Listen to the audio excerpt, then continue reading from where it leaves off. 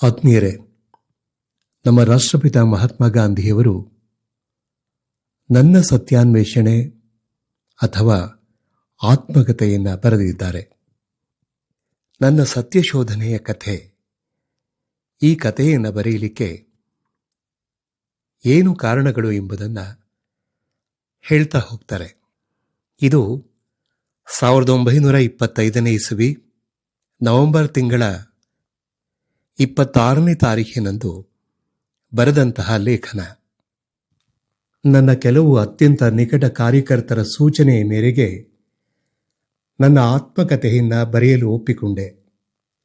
ನಾನು ಕೇವಲ ವಿದ್ವತ್ಪೂರ್ಣ ತತ್ವಗಳನ್ನು ಚರ್ಚಿಸಬೇಕೆಂದಿದ್ದರೆ ನಾನು ನಿಸ್ಸಂದೇಹವಾಗಿಯೂ ಒಂದು ಆತ್ಮಕಥೆಯನ್ನು ಬರೆಯಲು ಪ್ರಯತ್ನಿಸುತ್ತಿರಲಿಲ್ಲ.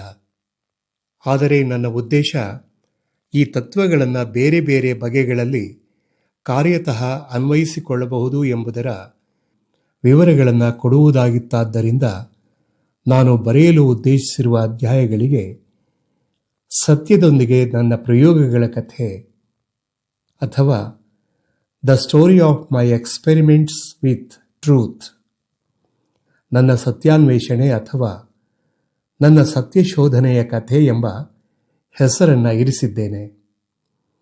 ನನ್ನ ಸತ್ಯಾನ್ವೇಷಣೆ ಅಥವಾ ಈ ಅಧ್ಯಾಯಗಳು ನಿಸ್ಸಂದೇಹವಾಗಿಯೂ ಸತ್ಯದಿಂದ ಭಿನ್ನವಾಗಿವೆ ಎಂದು ಭಾವಿಸಲ್ಪಟ್ಟಿರುವ ಅಹಿಂಸೆ, ಬ್ರಹ್ಮಚರ್ಯ ಮತ್ತು ಇತರ ವರ್ತನೆಯ ಸೂತ್ರಗಳೊಂದಿಗೆ ಈ ಪುಟಗಳಲ್ಲಿ ನಾನು ಬರೆದಿರುವ ಏನಾದರೂ ಪ್ರತಿಷ್ಠೆಯ ಸ್ಪರ್ಶವನ್ನು ಒಳಗೊಂಡಿದೆ ಎಂದು ಓದುಗನಿಗೆ ಹೊಳೆದರೆ ಆಗ ನನ್ನ ಅನ್ವೇಷಣೆಯಲ್ಲಿ ಏನಾದರೂ ತಪ್ಪಿದೆ ಮತ್ತು ನನ್ನ ಮಿನುಗು ನೋಟಗಳು ಮರೀಚಿಕೆಗಳಿಗಿಂತ ಹೆಚ್ಚಿನವಲ್ಲ ಎಂದು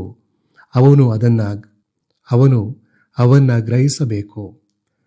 ನನ್ನಂತಹ ನೂರಾರು ಜನರು ನಾಶವಾಗಲಿ, ಆದರೆ ಸತ್ಯ ಉಳಿಯಲಿ. ನನ್ನಂತೆ ತಪ್ಪು ಮಾಡುವ ಮನುಷ್ಯರ ಬಗ್ಗೆ ತೀರ್ಪನ್ನು ನೀಡುವಾಗ ಕೂದಲೆಳೆಯಷ್ಟು ಕೂಡ ಸತ್ಯದ ಮಟ್ಟವನ್ನು ನಾವು ತಗ್ಗಿಸಬಾರದು. ನಿರೂಪಿಸಲಾಗಿರುವ ಈ ಪ್ರಯೋಗಗಳನ್ನು ನಿದರ್ಶನಗಳೆಂದೇ ಭಾವಿಸಬೇಕು. ಇದರ ಬೆಳಕಿನಲ್ಲಿ ಪ್ರತಿಯೊಬ್ಬನೂ ತನ್ನ ಒಲವು ಮತ್ತು ಸಾಮರ್ಥ್ಯಕ್ಕೆ ಅನುಗುಣವಾಗಿ ತನ್ನ ಸ್ವಂತದ ಪ್ರಯೋಗಗಳನ್ನು ನಡೆಸಿಕೊಂಡು ಹೋಗಬಹುದು.